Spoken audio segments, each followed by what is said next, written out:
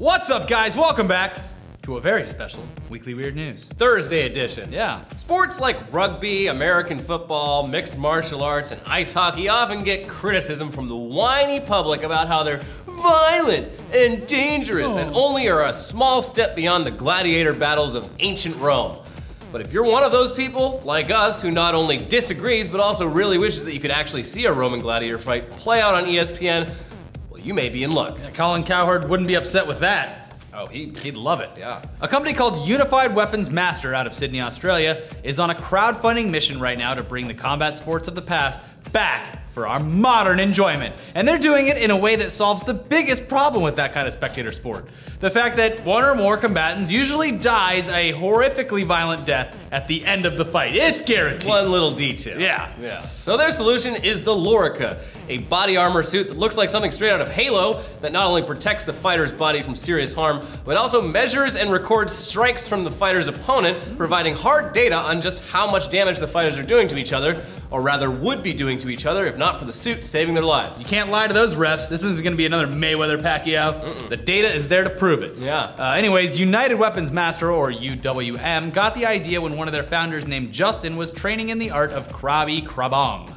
I hope I said that right, because whoever knows that will certainly kick my ass. Anyways, it's an old weapons fighting style that originated in Thailand. According to the Indiegogo page, quote, the fighters there were highly trained athletes, including members of the Thai Special Forces, who were incredibly skillful and extremely dangerous with weapons. Justin was struck by how unappreciated their skills were, and how tragic it was that there was nowhere for these athletes to truly test themselves, not only against each other, but also against other weapons experts and systems from around the world. So they set out to assemble a dream team of engineers, armorers, doctors, and weapons martial arts experts to find out a way to actually make this work. I'm glad they got doctors in there. Yeah, you gotta have doctors. And by the way, God bless them for it, because this looks like it could actually be fucking awesome. Yeah, they're basically inventing a new sport, which they hope gets big enough to hold events worldwide at the same scale of something as like UFC, which will also appeal to people who like fighting video games, because the presentation would be almost exactly the same, with like a health bar and their lives and like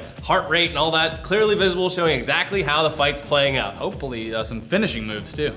That'd be nice. We'll see. They've already got these prototype suits, but they want to make them lighter, safer, and less intrusive on the fighter's movements, obviously, and also give them better sensor technology for detecting strikes. They've managed to collect just over 45,000 Aussie dollars on Indiegogo so far. I don't know what the conversion rate is. It's pretty much even. All right, but their goal is 100,000 Aussie dollars, so if you were disappointed that your contributions for that space porn weren't enough to make full zero gravity penetration a thing that we can all watch, this might just be the perfect way for you to take out your aggression and take out your wallet. Yeah. Speaking of aggression though, did you know that West Point Military Academy, America's premier higher education institute for people looking to be officers in the US Army, has had an annual pillow fight at the end of basic training since 1897? It's a tradition, damn it. Yeah, how adorable, right? Yeah. Wrong. Oh. This ain't no sleepover pillow fight. This is full contact combat. Because unlike a normal pillow fight, the West Point cadets this year decided to weaponize their pillowcases with rocks and other hard objects and try to basically kill each other. Oh, okay.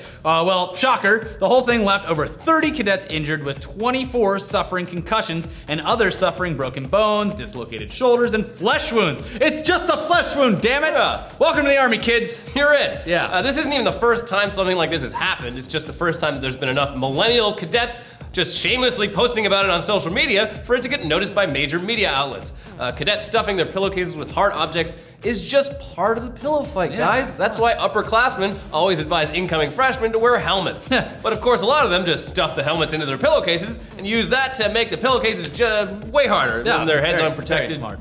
Thankfully, since West Point is basically an officer school, this is more combat than most of these young men and women will ever see firsthand. Still though, concussions suck, and getting enough of them will probably affect the way a person is able to lead large groups of soldiers later on. Yeah. So let's get West Point some Lorica combat suits, damn it!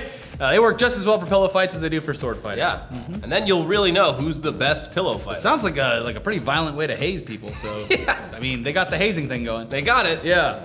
All right. Or you could just, instead of fighting, you could all just sit around and take LSD together. Yeah, bro. Well, I mean, they can't, because that kind of thing is strictly forbidden in the military. Yeah. Oh, well. Shame. But that's what a group of alternative medicine proponents in Germany recently did, except they had no idea that they were being drugged. Oh, perfect. Yeah. Around 30 delegates at the conference, who presumably were just there to talk about healing crystals and tea and chakras or some shit, got way more than they bargained for when they found themselves high as all fuck on the drug known as 2CE, which is known on the street as Frank. It's a drug that's described as somewhere between ecstasy and LSD, and sounds like a fun drug to do as long as you actually consent to doing it. Yeah, sounds great. Yeah. Just don't put it in my food when I'm not looking. Yeah. So these people did not know that they were taking it, and more than 150 medical staff and a shitload of cops and ambulances had to be called when the delegates started suffering hallucinations, rolling around in the meadow, and talking gibberish. Also, having trouble breathing and having really high heart rates. I mean, the first part sounds great, but the second part, that doesn't sound so great. Yeah, that's sort of the thing. It helps to know why you're high. Yeah, so that you know you're not having a fucking brain aneurysm. So we can surmise that they learned the hard way that actual traditional medicine can be pretty damn useful for some things, like when you've been dosed with a fuck ton of synthetic drugs against your will.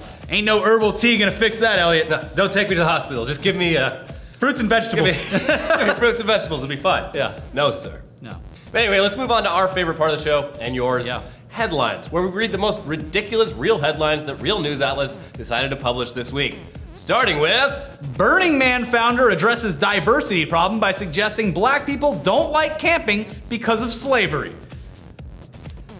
I mean, does he have science to back this up? Well, he was married to a black woman. So it's empirical evidence? I don't know. He has first-hand experience. They asked him about it. One time he asked her if she wanted to go camping, and she said no. And he said, you better give me a damn good reason, because I bought a tent, and I bought supplies, and I put a deposit down on that camping space, and you know Yellowstone will not refund that deposit. So you better have a damn good excuse. And in her brilliance, immediately she thought of something that he could not argue back. What are you gonna argue with that? Yeah, black people don't like camping because of slavery. And he was like, okay. Yeah. How do you answer to that? Well, you don't. I can't. Woman discovers boyfriend of 2 years is woman when she removes blindfold during sex. Was she blindfolded all the time? Yes. This is the most confusing, like, this woman is the stupidest woman that ever, like, it sucks that she was essentially raped, and under the eyes of the law, under British law, like, it was rape, and that's why it's going to trial right now. Well, she was consenting, but under the guise of it being a guy. So it was like a friend of hers who had a crush on her, and then became her, like, online boyfriend using fake pictures. This is just like Revenge of the Nerds when he dresses up as Darth Vader. It's like that, but it's like the long con version, like 2 years long. So she was like... By the way, rape happened in Revenge of the Nerds. Oh yeah, this is rape. So yeah, she pretended to be a man online, was like, had like cyber boyfriend for like a year, and was like, oh, we should meet, but I have really bad like scars on my face, so you have to wear a blindfold the whole time. Well, at least the one girl was accepting of that looks don't mean everything. For like a year! Oh. I mean, she'd like be fucking with her dildo, and then finally she was like, you know, something's a little weird about this, and took it off and saw like who she thought was her best friend, like on top of her, just shoving a dildo into her. It's so fucked up. But how do you let that happen for like 2 years? I know, it sounds crazy to me. It's ridiculous. But it's just the same thing as Revenge of the Nerds. But she's like, oh wow, you're so much better now. Yeah. And he's like, oh, it's because I'm a nerd and I'm not your boyfriend. And she was like totally cool with it. But that doesn't. That's how it works. That's not how it works. Don't try it home. Yeah. Do not try. No Californians. Stickers are being slapped on for sale signs in Portland. Pretty much par for the course. Yeah, Portland, Oregon's like the retirement. Why don't you stay out? Yes, everyone from Southern California. You stayed out in your fancy California. This is Portland. But the people that are saying this are probably transplants from California that are just like, oh, now it's all popular. Portland hates anything that's popular.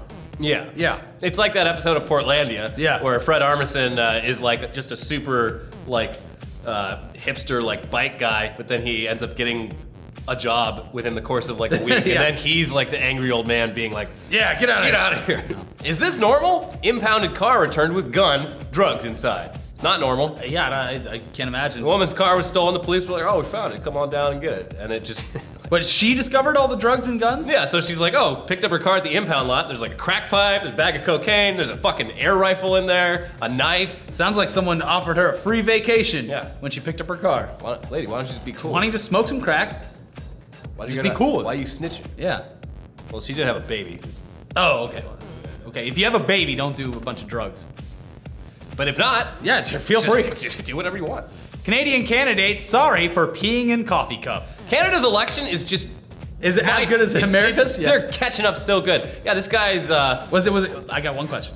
Did he pee in a Tim Hortons coffee cup? Because that would piss any Canadian off. It's hard to tell. See, he didn't even do this during his current campaign. This happened like 2 years ago on like a To Catch a Contractor type show. Okay, great. Where, like, he showed up and like fixed the pipe in like 2 seconds, and then like for some reason like stood up like next to the sink and just like pissed in a cup and then poured it in the sink and then just like went back to doing. So what was the problem? He pissed in some homeowner's coffee cup. Yeah, well, he was repairing plumbing lines, right?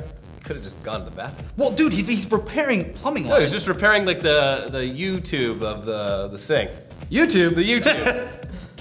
Listen, he didn't want to go to the bathroom, big deal. He poured, see, when I read this, I thought that he pissed in their coffee and put it back in the maker and had them drink it. This is nothing. We've all, listen, we've all peed in weird places. In a coffee cup? A stranger's coffee cup? I'm gonna do it tonight. A Tim Hortons coffee cup? Yeah, that's what I said, if it was Tim Hortons and it's fucked up, but I'm gonna try this tonight. Fantastic Four 2. Tommy Wiseau wants to direct. This would be the most amazing, successful Fantastic Four movie ever of all time. I think they should give it to him. I think they should just let him have a shot at it. Let him do it. Yeah. That would be, it could be great. Yeah. Like, it couldn't be any worse than what we just got. Oh, hi, thing. I don't know. That's exactly what it could be. And he would play Mr. Fantastic. Oh, absolutely. He would cast himself in the lead. Yeah. Yeah. And he'd find a way to show his wrinkly old butt on camera. Oh, God. Anyways. Texas police find loaded handgun in suspect's vagina. Was it... Okay, first question, get out of the way. How big was the handgun? I mean, was it the noisy cricket from Men in Black? Or was it like a Dirty Harry? Big enough that she had to probably... Like, it probably wouldn't fit in any normal woman's vagina. This is this woman was supernatural. It's her. She had superhuman vagina. Like, they make small guns, but even the smallest guns on the market, you can't just go like, boop. You gotta lube that up, at least. Was she smuggling it for a while, or did she do it in like a panic? She got arrested for some other shit, and then when she was in the cop car, she's like, all right, there's one other thing I should probably tell you before we get back to the station. Because it could go off at any time. It's loaded. Yeah. I don't know whether the safety's on or off. I have no control over it anymore. Yeah. She did it first, though. And it all went numb. Yeah. And finally, wasps may have stung me in the testicles, but I love them anyway. There's a man who just blinded by his love for this creature. He respects nature. It's like those people that get bit by snakes all the time and they're like, I just fucking love snakes. Fucking love snakes, man. Yeah. Oh, did you hear they're running out of anti-venom? Like the world is running out of anti-venom. But you just, like the title of the headline that I read, and you could find it, put it on this, I don't care. I might be misquoting it, but it's something like, if you're gonna get bit by a snake, make sure you do it in the next 2 years. Well, that's a really stupid way of looking at it. Yeah. Better take care of it now, because, you know, it's like everybody gets one. It's like the chicken pox. Yeah. Bring all your kids over to like little Sally's house, and we're gonna let the snake loose, and they're all gonna get bit by the snake, and then you got it over with. You got the snake bite. All right, so go get your snake bite, everyone. You don't have much time. That was Weekly Weird News. Watch our Tech Tuesday where we covered all the Apple shit. Watch our amazing interview with Lil Dicky Butterfield. Lil Dicky Butterfield. And we'll see you guys next time. No tugs this week. But tomorrow, our Abu Dhabi video. Oh, finally. Fury 7, our trip to Abu Dhabi is gonna be up. So be sure to check that out. Because the more of you that watch that video, the more we get to go on these crazy trips. Yeah. Terrific trips. Really helps us out. Yeah, thank you.